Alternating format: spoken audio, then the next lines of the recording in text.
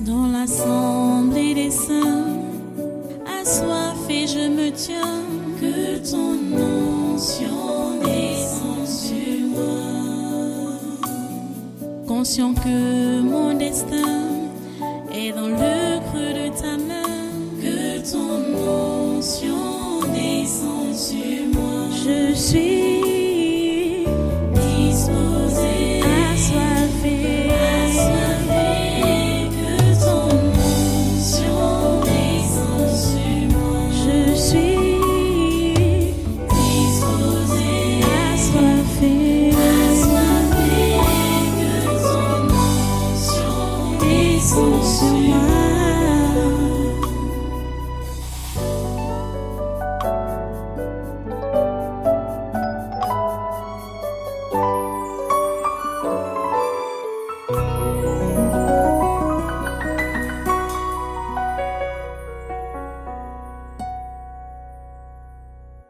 Merci Seigneur. Voilà, nous allons essayer ce matin de conclure l'étude de ce chapitre 6 de Jean, de l'évangile de Jean. Donc, tu ouvres dans Jean au chapitre 6, à partir du verset, partons à partir du verset 60, non, verset 58. C'est la conclusion. 58 jusqu'au verset 71. Jésus dit, c'est ici le pain qui est descendu du ciel.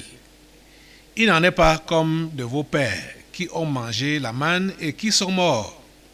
Celui qui mange ce pain vivra éternellement. Jésus dit ces choses dans la synagogue, enseignant à Capernaum.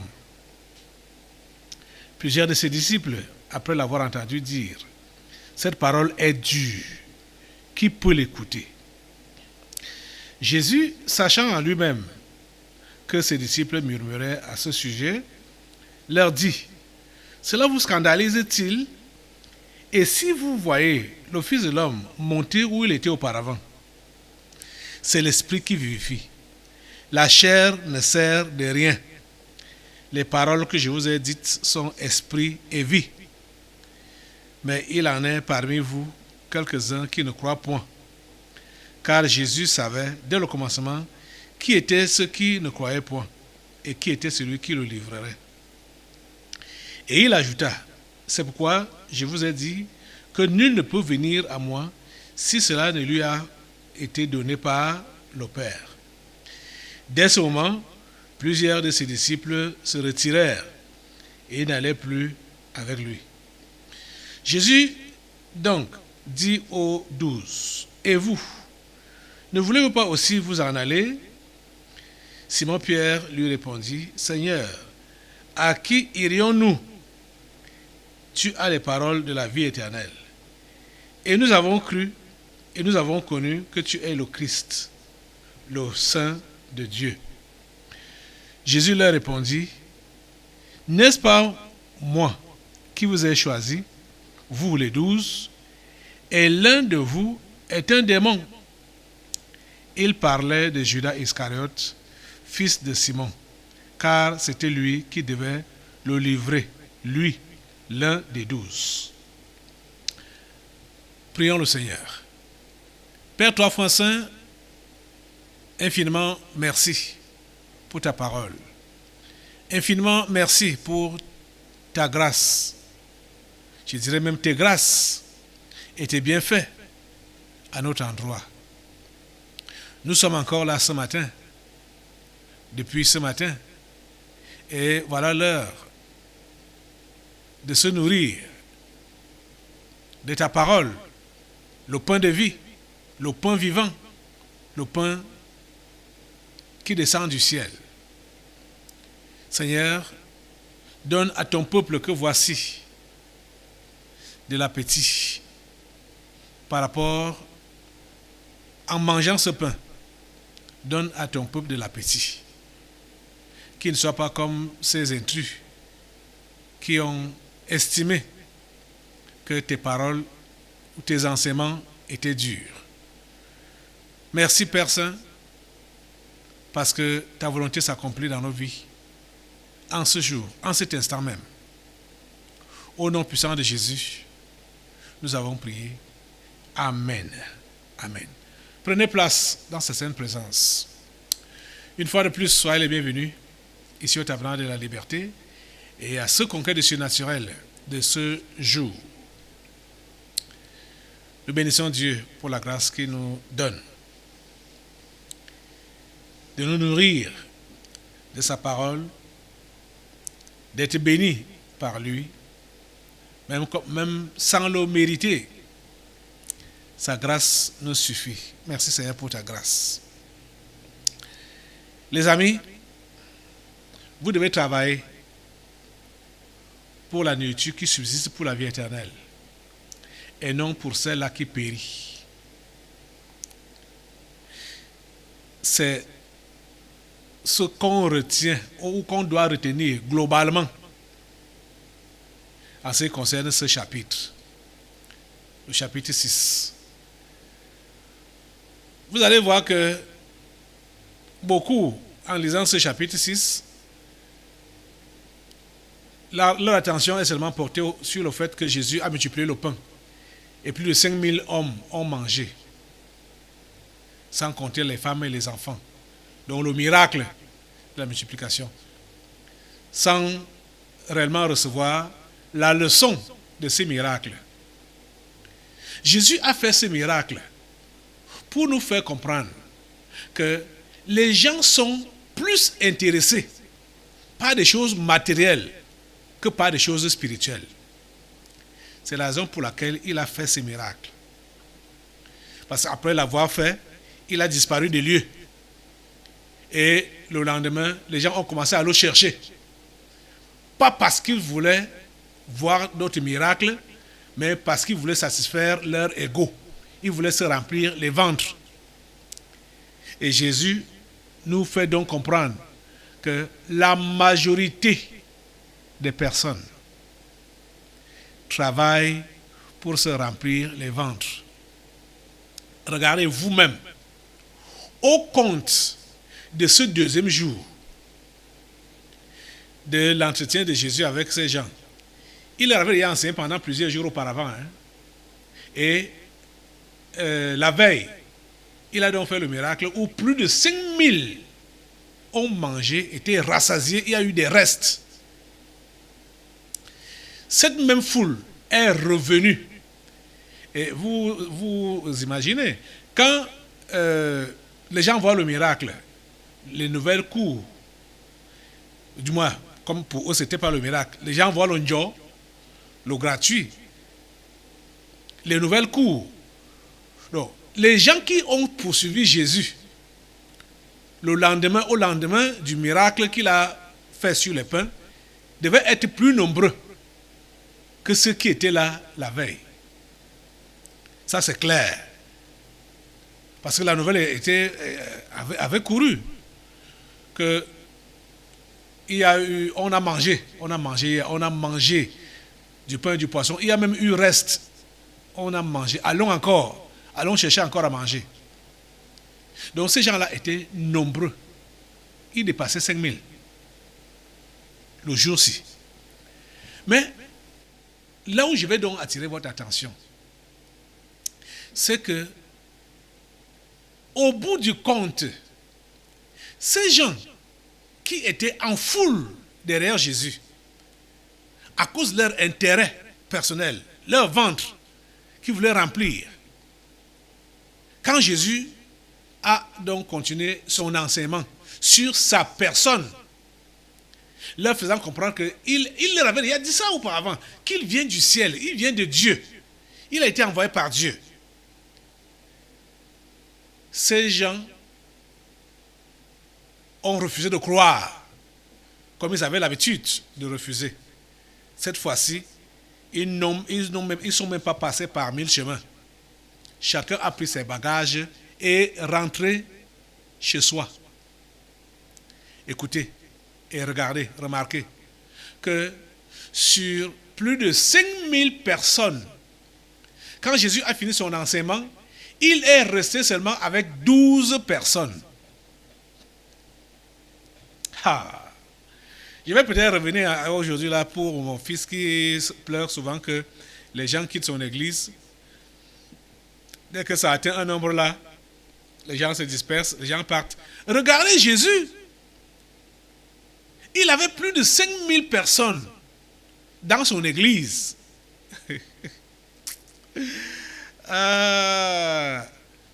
Après les enseignements, tous sont partis.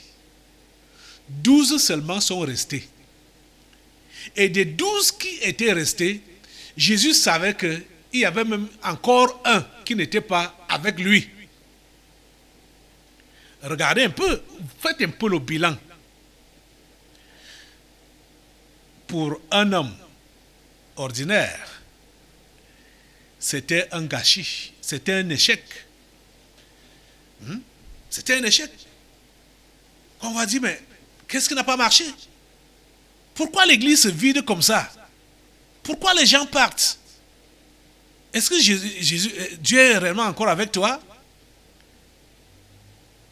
Mais Jésus savait que c'était comme ça. Et Jésus n'a pas été gêné. Il n'a pas été dérangé quand les gens sont partis. Il savait que ces gens-là n'avaient jamais été avec lui. Même comme ils étaient là. Ils l'ont même suivi pendant plusieurs jours. Mais ils n'avaient jamais été avec lui.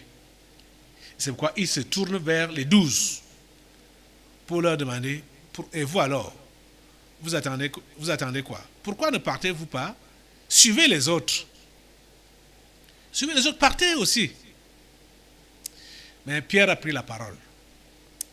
Pierre a pris la parole au compte de tout le monde. Mais Pierre ne connaissait pas le cœur de tout le monde. Les amis, que ce soit pour accuser, que ce soit pour défendre, tu n'es pas capable de pouvoir accuser tout le monde. Déjà, tu n'es pas autorisé à accuser. Et tu n'es pas capable de pouvoir défendre tout le monde. Parce que tu ne connais pas la dernière veine de chacun. Écoutez, repartons dans notre passage de Jean 6, l'évangile de Jean, où il nous est dit donc, au verset 66 que dès ce moment, plusieurs de ses disciples se retirèrent et ils n'allaient plus avec lui. Verset 67. Jésus donc dit aux 12, et vous, ne voulez-vous pas aussi vous en aller? Verset 68. Simon-Pierre lui dit, Seigneur, à qui irions-nous? Tu as les paroles de la vie éternelle. Vous voyez, Simon-Pierre prend la parole pour le compte des 12. À qui irions-nous? Il devait mieux dire, à qui irais-je? Bon, c'est vrai que quand il s'agit de la prière, que Dieu nous demande d'inclure tout le monde dans la prière, qu'on doit prier pour tout le monde. Mais en ce qui concerne la décision de suivre Jésus ou de le laisser, la décision revient à tout un chacun. C'est chacun qui doit se prononcer pour Jésus ou se prononcer contre Jésus. Tu vois, parents, tu ne peux pas te prononcer pour tes enfants par rapport à la foi. Les parents, vous ne pouvez pas vous prononcer pour vos enfants par rapport à la foi. Jamais. Les enfants, vous ne pouvez pas vous prononcer pour vos parents par rapport à la foi. Personne ne peut se prononcer pour quelqu'un d'autre par rapport à la foi. La seule chose que nous sommes appelés à faire, c'est de prier Dieu, que Dieu ouvre, enlève ce qui bouche leurs oreilles, ceux à qui nous évangélisons. Nous devons prier Dieu pour qu'il enlève ce qui bouche leurs oreilles et enlève ce qui voit leurs yeux. C'est tout. La décision à prendre, c'est eux-mêmes, chacun, devant Dieu, qui doit se décider. Je veux te suivre, je veux aller avec toi jusqu'au bout. C'est chacun qui doit se prononcer. La décision de croire en Jésus est individuelle, personnel. Et quand tu as pris cette décision, ce n'est pas quelqu'un d'autre qui doit venir te bouger de là, te faire comprendre que tu as pris soit une bonne décision ou bien une mauvaise décision. Mais ce qu'on voit le plus, c'est que les gens qui s'approchent de nous, c'est pour nous faire remarquer que nous avons pris une mauvaise décision. Parce qu'on est allé dans un mauvais milieu. On est entré dans les églises. On va devenir fou, machin. Bon, c'est les remarques qu'on nous fait généralement. Vous voyez? Donc, ta décision de suivre Jésus ne regarde que toi seul. Ta décision d'aller avec Jésus jusqu'au bout ne regarde que toi seul. Et c'est pourquoi toi-même, tu ne dois regarder qu'à Dieu seul. Tu ne dois regarder ni à gauche ni à droite. Tu ne dois pas regarder à côté. Quand tu as pris cette décision-là, sois figé comme ça. Regarde devant toi. Fixe le regard sur Jésus, qui est l'auteur et le consommateur de la foi. Tu as compris ça? Tu ne décides pas pour quelqu'un. N'essaie pas de vouloir décider pour quelqu'un. Soit pour, soit contre. N'essaie pas de le faire pour quelqu'un. Tu es incapable. Écoutez Simon, verset 68. Seigneur, à qui irions-nous? Tu as les paroles de la vie éternelle. Verset 69. Et nous avons cru. Et nous avons connu que tu es le Christ, le Saint de Dieu. Et nous avons cru. Et nous avons connu que tu es le Christ, le Fils de Dieu. Simon croyait. C'est vrai. Il y avait certains qui croyaient avec lui, c'était vrai. Mais ce n'était pas tout le monde qui croyait. Mais Jésus, je veux dire, mais Simon-Pierre a mis tout le monde dans le sac. Je vais te le redire. Tu ne peux pas décider pour quelqu'un. Tu ne peux pas décider pour quelqu'un. Tu ne peux pas mettre ton doigt dans le feu pour quelqu'un. Soit pour, soit contre. Tu n'as pas cette capacité-là. Dieu lui-même connaît ceux-là qui lui appartiennent. Il les connaît. Il a eu le temps de le dire. Il a eu le temps de le dire tout au long de ce chapitre que c'est le travail du Père.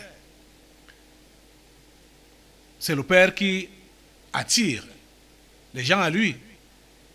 C'est lui qui convainc. C'est lui qui change les cœurs. C'est lui qui révèle son Fils à ceux-là qui écoutent. Quand les cotons-tiges sont quittés de leurs oreilles et que le voile a quitté leurs yeux, et c'est son œuvre, par son Saint-Esprit, qui fait ce travail-là, de nettoyer les oreilles et d'ouvrir les yeux. Vous comprenez ça? Ok. Verset 70. Jésus leur répondit, n'est-ce pas moi qui vous ai choisi, vous les 12? N'est-ce pas moi qui vous ai choisi, vous les 12? Et l'un de vous est un démon. Hey. Ouais. Jésus a choisi les 12. Et pourtant, l'un des 12 était un démon. Il s'agissait de Judas Iscariote. Pierre ne pouvait pas imaginer qu'il y avait un démon parmi eux. Il ne pouvait pas imaginer. Il ne pouvait pas le savoir. Ça, c'était seulement les 12, hein? N'en parlons donc pas des milliers qui sont partis. Parce que je sais que plusieurs sont également dérangés quand ils voient que certaines personnes ne viennent plus à l'église. Ils sont dérangés. Bon, c'est surtout quand l'église vient de commencer. Parce que quand je parle là, c'est surtout pour les jeunes ministres de l'évangile. Et ces jeunes ministères qui viennent de commencer, quand ils voient que les gens ne font que partir, l'église fait que se vider, ça décourage, ça les décourage. Ça les décourage. Ils sont vraiment abattus. Vous dites, ouais, pourquoi les gens ne restent pas? Vous n'avez pas besoin de vous abattre. Vous n'êtes pas là pour rassembler les gens. Vous êtes là pour sauver les âmes. Dieu n'est pas là pour juste rassembler les gens, mais ce sont ces brebis qu'il est en train d'assembler, de rassembler, de mettre ensemble pour les préparer pour le ciel, pour le paradis, l'enlèvement. Voyez? Donc, regardez que ici, Jésus précise encore très bien à nous et aux autres 11 qui étaient là, que de tous les gens qui le poursuivaient là, des milliers de personnes qui le poursuivaient, son choix dévolu a été rien que sur 12 personnes. De toute cette foule, c'était seulement sur 12 personnes. Ils étaient des milliers. Rappelez-vous que 5000 personnes ont mangé, sans compter les femmes et les enfants. Et le lendemain, ils étaient encore par milliers à le suivre. Et après, tous sont partis. Jésus leur dit que vous les 12 là, c'est moi qui vous ai choisi. Vous les 12. Je vous ai choisi. N'est-ce pas moi qui vous ai choisi? Vous les 12, et l'un de vous est un démon. De tous les milliers de personnes que vous avez vues là, j'ai choisi seulement 12. Et parmi même les 12, il y a un démon. Donc ce n'est pas sûr que les 12 vont arriver jusqu'au bout. Vous voyez? Le choix, le salut, l'élection, ça vient de Dieu. C'est lui qui choisit. Il sait qui est qui. Et il sait qui va faire quoi. Dans sa maison. C'est lui qui choisit. Donc ça ne doit pas nous déranger, nous autres, quand nous savons que nous avons fait ce que nous devrions faire. Qu'est-ce qu'il y a à dire? Lever juste les bras et dire, nous sommes des serviteurs inutiles. Nous n'avons fait que ce qui nous a été demandé. C'est ça que le Seigneur nous demande. Quand tu vas te morfondre, que soit ton église se vide, ou les gens ne font que partie de l'église, tu fais ça pourquoi tu te morfonds? Ça veut dire que ce n'est plus l'église de Jésus-Christ. Ce n'est plus le travail de Dieu que tu fais. C'est ton église et c'est ton travail. Et tu es découragé parce que ton business ne marche pas. Comme tu as voulu, ton business ne marche pas. C'est ça qui te décourage. C'est ça qui te dégonfle. Est-ce que tu vois ça? Oh Dieu, puisses-tu donner ton esprit à ces gens, ces hommes et ces femmes. Et puisses-tu ouvrir leurs yeux, qui comprennent ce qu'est réellement ton travail, ce qu'est ton œuvre. L'œuvre de Dieu, c'est quoi? Jésus leur a expliqué ça plus loin. Quand ils ont posé la question à Jésus, que devons-nous faire pour faire les œuvres de Dieu? Au verset 28 de ce même chapitre de Jean 6. Jésus leur répondit, l'œuvre de Dieu, c'est que vous croyez en celui qui l'a envoyé. L'œuvre de Dieu, c'est que vous croyez en celui qui l'a envoyé. Croire en celui que Dieu a envoyé, c'est quoi? C'est mettre en pratique ses enseignements. Donc, pratiquer ce qu'il a enseigné. Quand tu crois en Jésus, tu mets en pratique ce qu'il a enseigné. Et si tu mets en pratique ce qu'il a enseigné, tu ne pourras pas être dans le désarroi ou dans le découragement parce que tes choses ne marchent pas, parce que tes affaires ne marchent pas, parce que ton évangélisation ne marche pas. Tu ne pourras pas te décourager. Tu ne pourras pas murmurer. Tu ne vas pas le faire. Parce que ce n'est pas ton travail que tu fais, mais tu fais le travail de Dieu.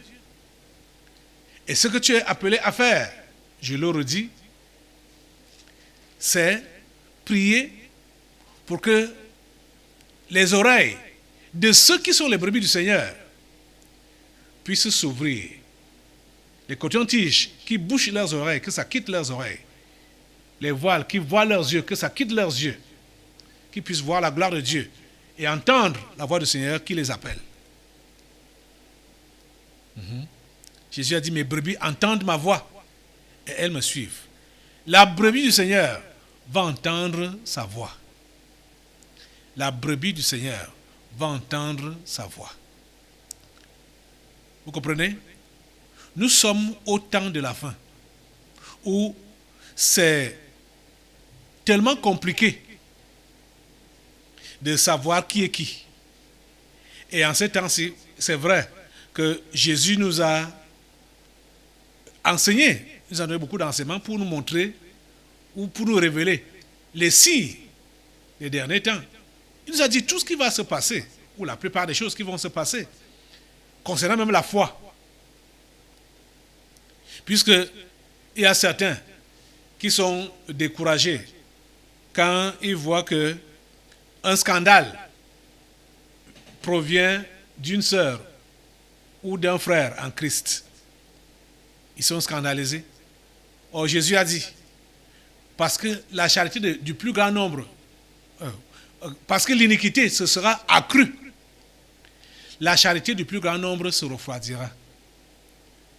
Vous voyez que quand on n'a plus l'amour pour Dieu, forcément, on va rétrograder, on va se refroidir. On ne va plus continuer. Et aujourd'hui, le diable veut se faire voir physiquement dans le monde. Ce qu'ils ont appelé nouvel ordre mondial. C'est que le diable veut se faire voir physiquement. Tous les symboles que vous voyez dehors là, toutes les réclamations que vous voyez dehors là, les réclamations des homosexuels, des lesbiennes, des transgenres, mon Dieu. Donc, des gens qui disent que comme ils sont nés femmes, c'est une erreur qui a été commise. Et ils par la nature, en réalité, ils sont femmes, même comme ils sont nés hommes là. Ou bien, ceux-là qui sont, ils sont femmes, même comme ils sont nés hommes, ou bien ils sont hommes, même comme ils sont nés femmes. Donc, ils doivent récupérer leur identité d'origine, ou leur identité cachée en eux. Vous voyez? C'est la dépravation. C'est la dépravation qui est enseignée. Et c'est ça qu'on veut promouvoir en ce temps de la fin.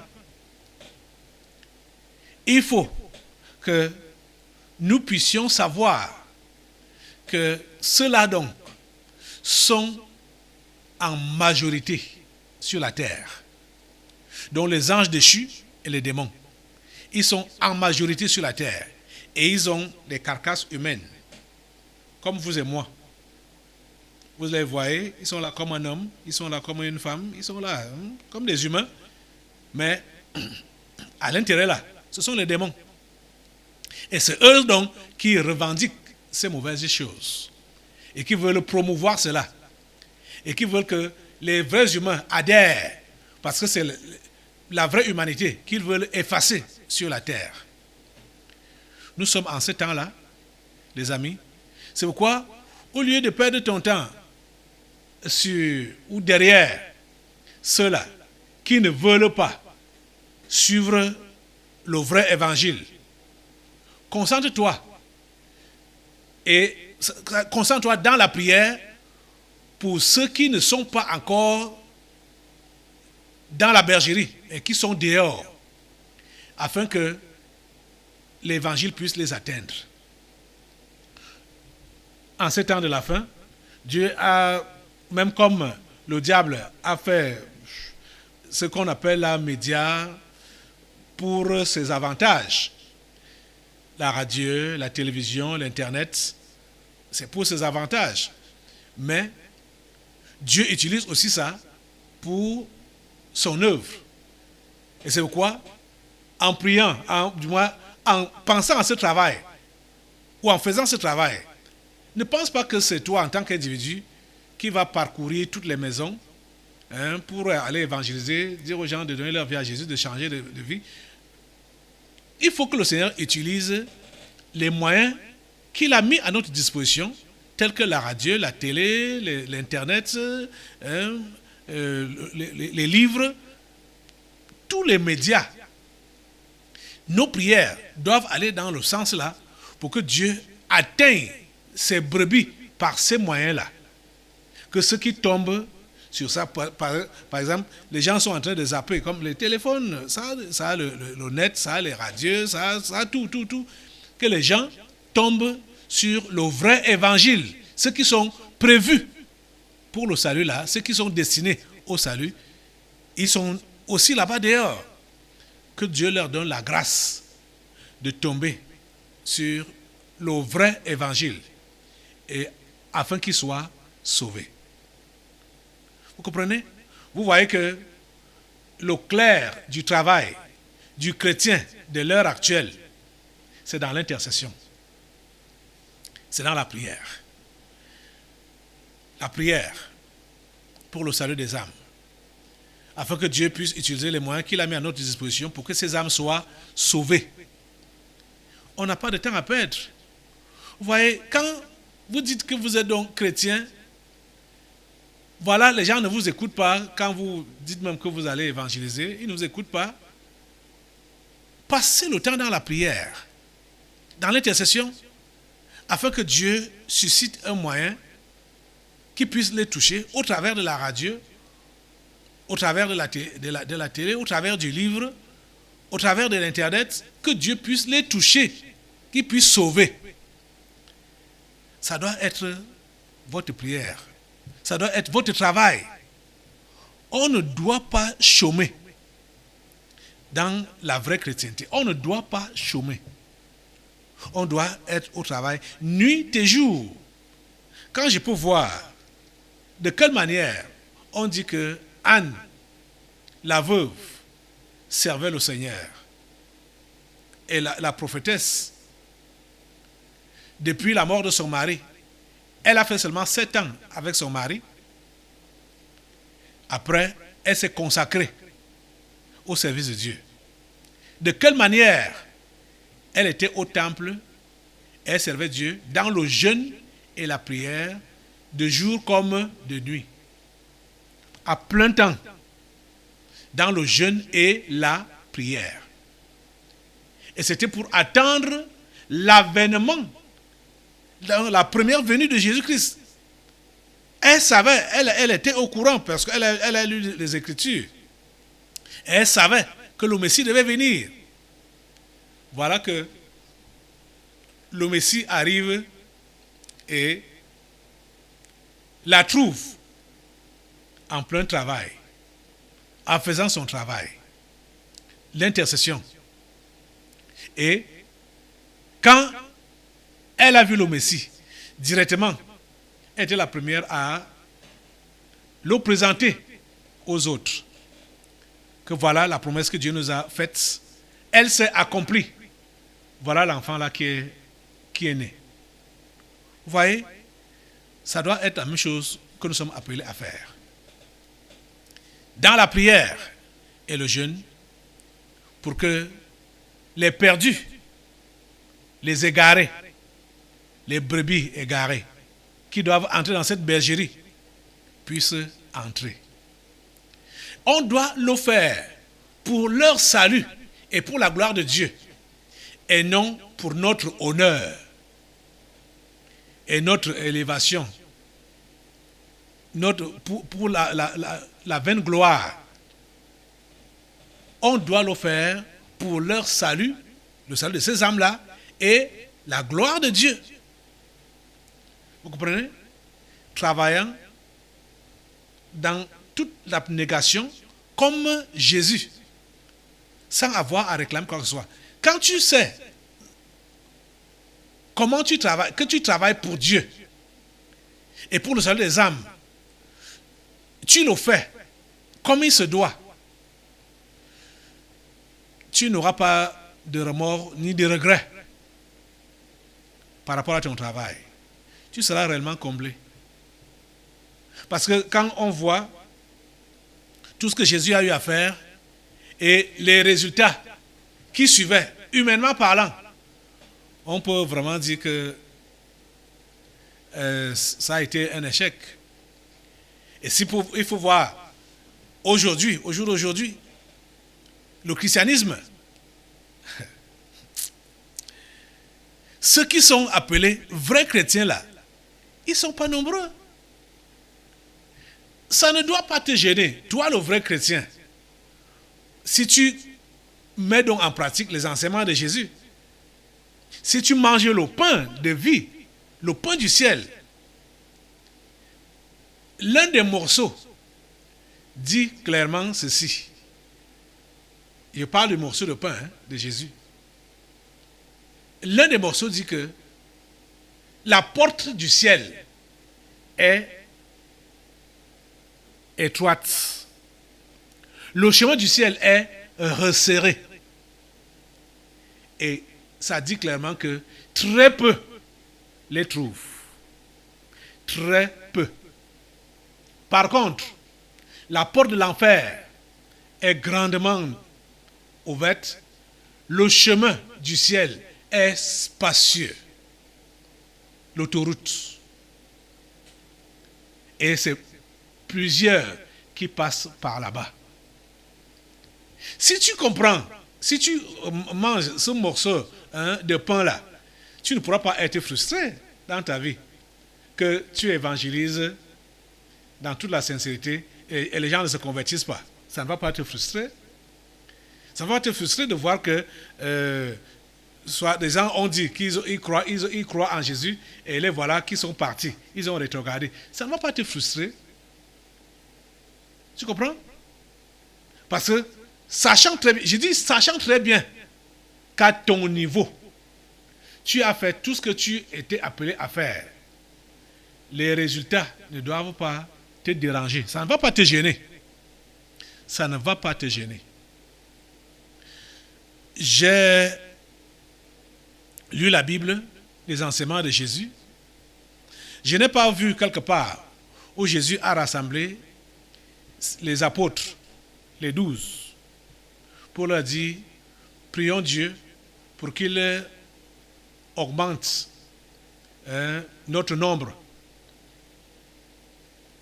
Ce que Jésus a demandé de prier, du moins ce que Jésus a donné comme sujet de prière, c'est que les ouvriers soient multipliés. Il a dit que la moisson est grande. Priez le maître de la moisson afin qu'il envoie les ouvriers dans sa moisson. Est-ce que vous comprenez bien? Mais il n'a pas demandé aux disciples, prions pour que notre assemblée grandisse. Il n'a pas demandé ça aux disciples. Il y a 4 évangiles. Lisez. Si vous trouvez ça, venez me contredire. Que pasteur ici, là, tu n'as pas dit vrai. Ce n'est pas que Jésus ne veut pas le salut des perdus. Il veut ça, bien entendu. Mais c'est dans un cadre, comme on voit là. C'est-à-dire, ce n'est pas que à tout prix les gens doivent nous rejoindre, à tout prix. Non. Là, ce n'est plus pour nous. Je veux dire, là, ce n'est plus pour Dieu qu'on cherche que ces gens-là viennent. C'est pour nous-mêmes qu'on cherche que ces gens-là viennent. Jésus a dit, la moisson est grande. C'est ce qui est vrai. La moisson est grande. Mais ce sont les ouvriers qui manquent. Et pourquoi les ouvriers manquent? Parce que déjà là-bas dehors, ce qu'on voit, il y a très peu d'humains dedans qui vont se convertir. Et s'il y a très peu d'humains dedans, ceux qui se convertissent, combien vont être engagés? Et déjà, si vous comprenez que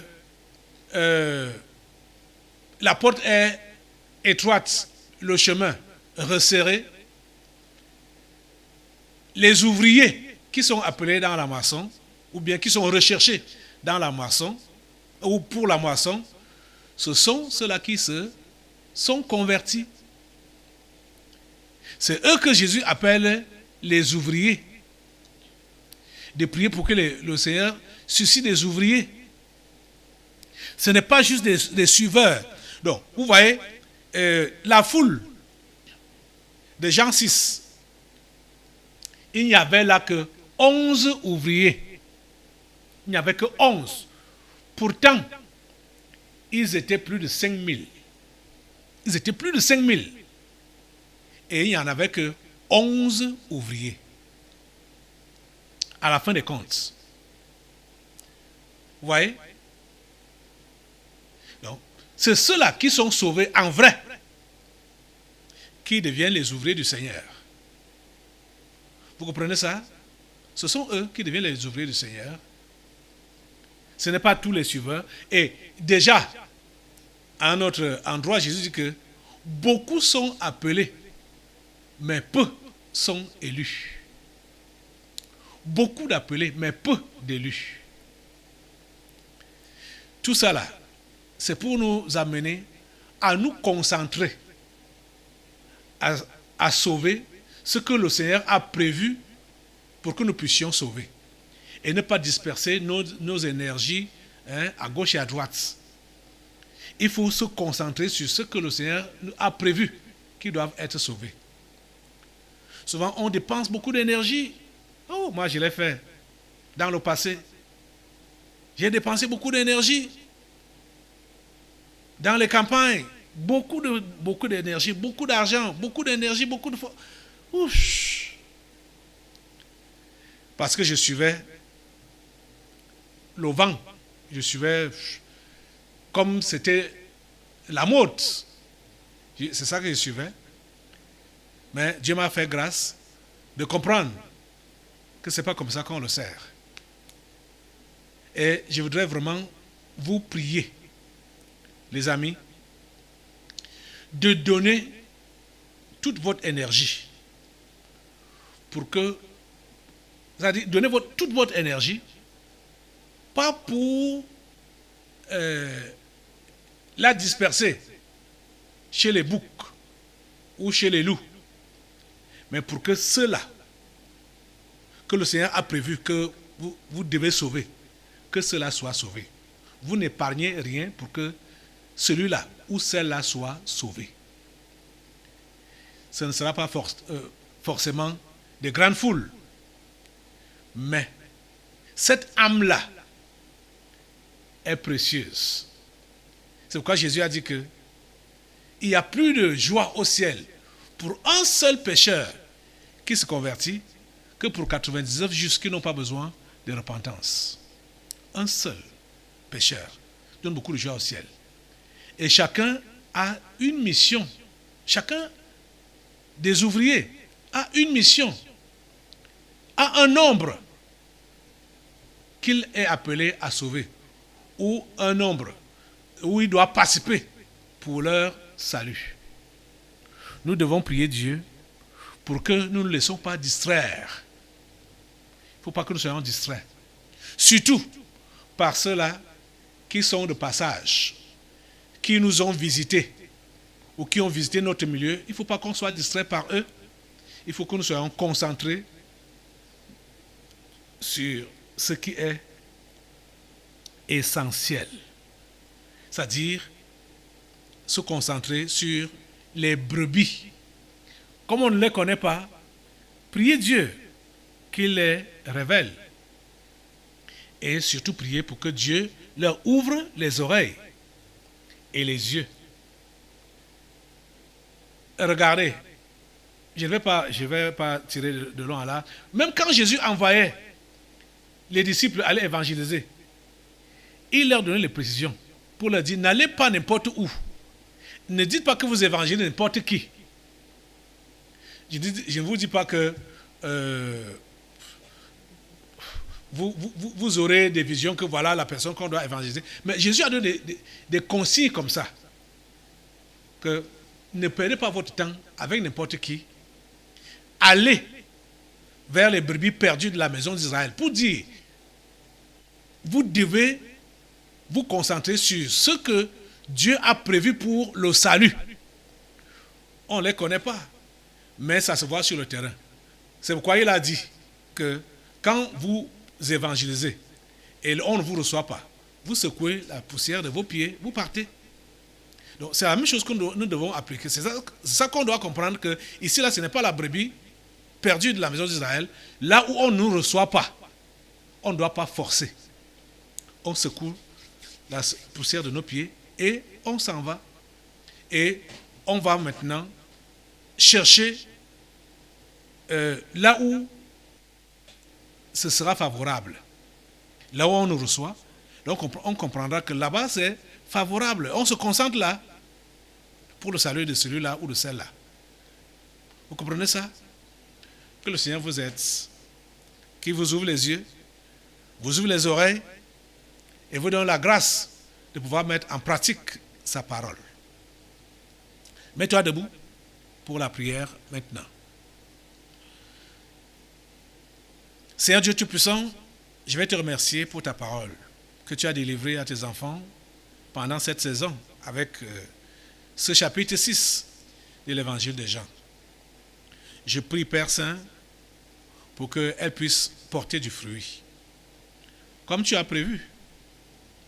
Seigneur, ta parole est comme cette pluie qui tombe sur la terre pour l'arroser et faire germer les semences. Seigneur, permets que ta parole puisse porter du fruit dans ces vies. Merci, ô Dieu, parce que tu le fais.